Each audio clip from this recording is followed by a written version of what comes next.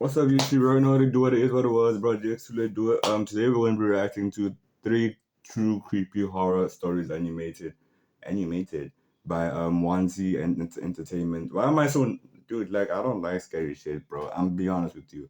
We're only watching two because it's the first time I'm reacting to such, and I'm not scared or nothing. It's just like I just want to see how it'll do, views wise. So yeah. But we only right into two, bro. So let's get it. Yeah. And I skipped the ad for y'all, by the way. I skipped the motherfucking ad for y'all.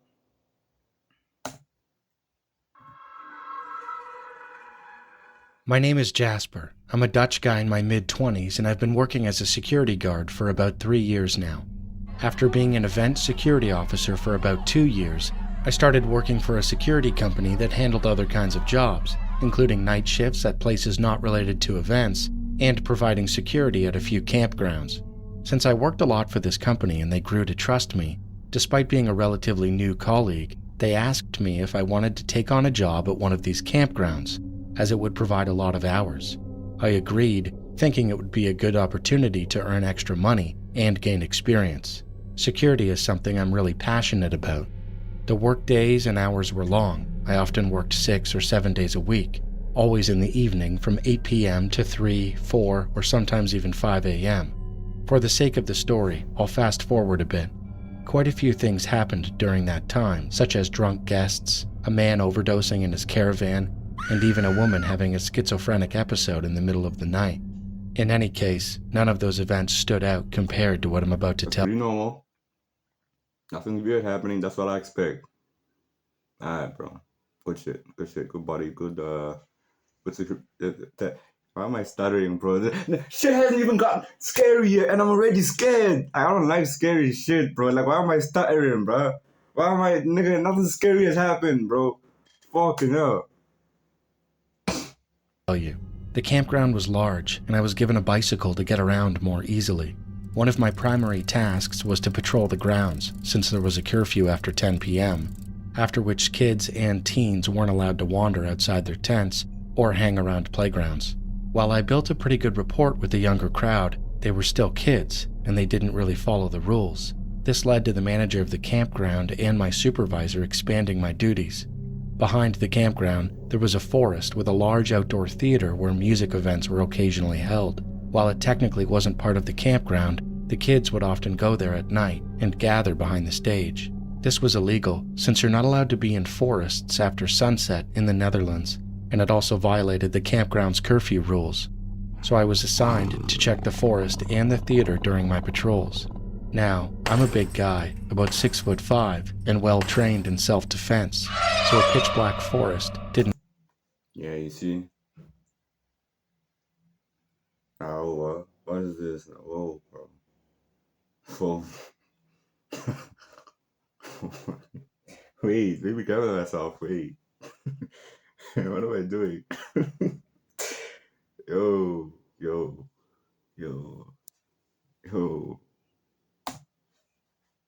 Really scare me. I had caught kids out there plenty of times by sneaking up on them. Of course, to do that, it's important to stay quiet and low, which meant I didn't use my flashlight most of the time.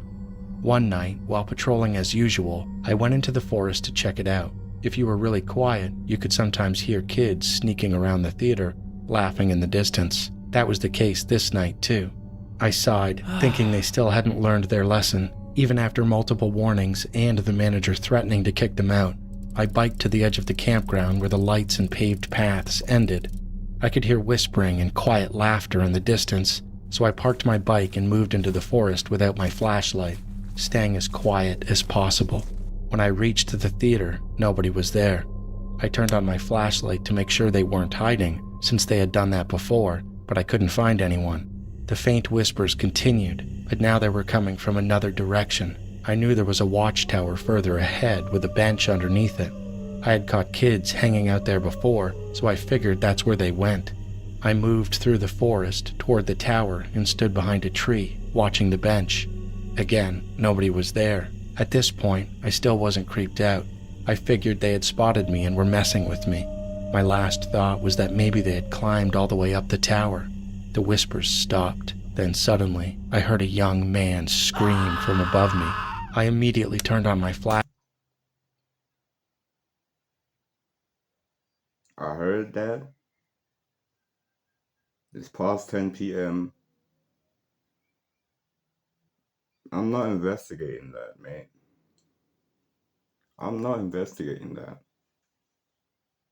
You talking about man screaming? I'm not investigating.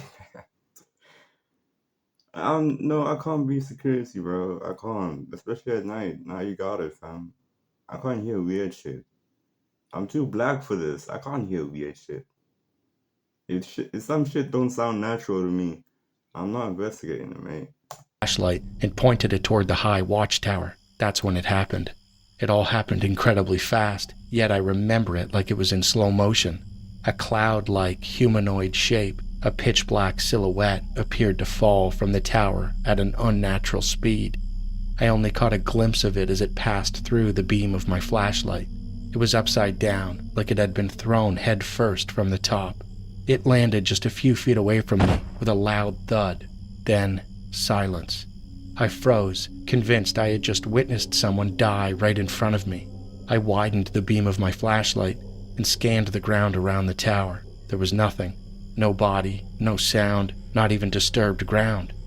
My heart started pounding louder and louder as the forest grew completely still. At first, I thought I might have been hallucinating. I was exhausted from the long hours, and maybe it was just a shadow crossing my flashlight beam, creating an illusion. But that wouldn't explain the thud or the scream. I ran back to my bike and rode straight to the bar, where the entertainment team usually stayed late. I told them what happened, and one of the women took me outside. She told me that the year before I started working there, a teenage boy had fallen from that tower and died on the spot. They never found out if it was an accident or if someone pushed him. After that, I refused to go back into that area. The fear was so strong that I ended up faking my reports, lying about me having been to the forest to check. I still don't know if I was just hallucinating and imagining things, but I am a spiritual person, and this could truly have been the echo or even spirit of the boy.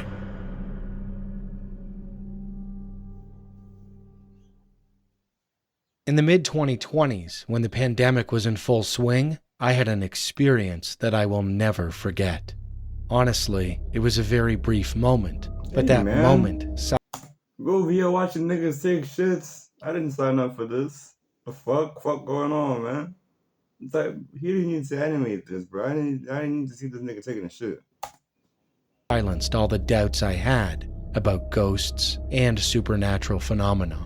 I have loved horror content my whole life, from movies like Annabelle to creepy YouTube videos about supernatural rituals. I was fascinated and used to binge watch them. I even used to say that I wanted to see a ghost in real life, just once. But after that afternoon, I never had any of those thoughts again. It was around 3:30 p.m. that day, and it was raining. It was cloudy, dark, and quiet. My family had ordered groceries from a grocery chain called Big Basket. We had started using delivery since everyone had come to rely on online services due to COVID-19. Because of an address error, the delivery person told us to come out onto the street. My father went outside to pick it up and locked the front door. Only my mother and I were left at home.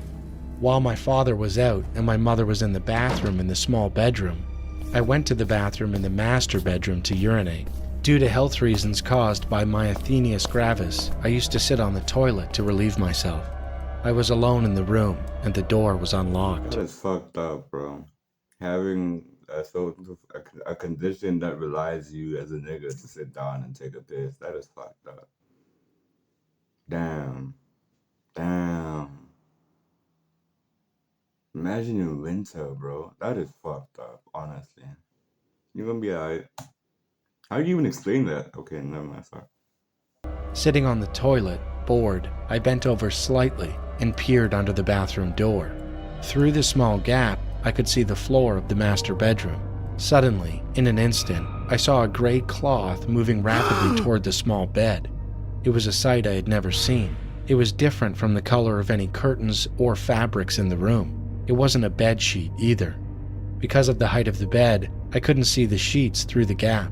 It also wasn't a mattress. It seemed like a stiff, thick piece of fabric, the kind you might see in a prison movie. I froze. I sat up straight, bewildered. Mom was in the bathroom in another room, and Dad wasn't home. Then, who or what was in the bedroom? With my heart pounding, I cautiously opened the door. There was no one there, and no cloth. I searched the entire room. I even called out to Mom several times. She only answered me much later. Dad finally got the groceries and came back inside. But that moment, that fleeting scene, came as a huge shock to me. To this day, no one believes me. They say it's just my imagination from watching horror movies. But I know what I saw, and that incident changed the way I think about ghosts forever. And I am still curious about what I saw that day. Was it an afterimage of a spirit, or was it something else? That's two. The last one wasn't really scary, bro. I guess I don't know. But anyway, bro, I'm gonna see how this does, bro. If it gets like I don't know, if this gets over 100 views, I'll do another one. Yeah. You're gonna do it is what it was, bro. Just to do it. Don't forget to comment, like, subscribe, and share. Fuck with your boy. It's your boy X, and yeah.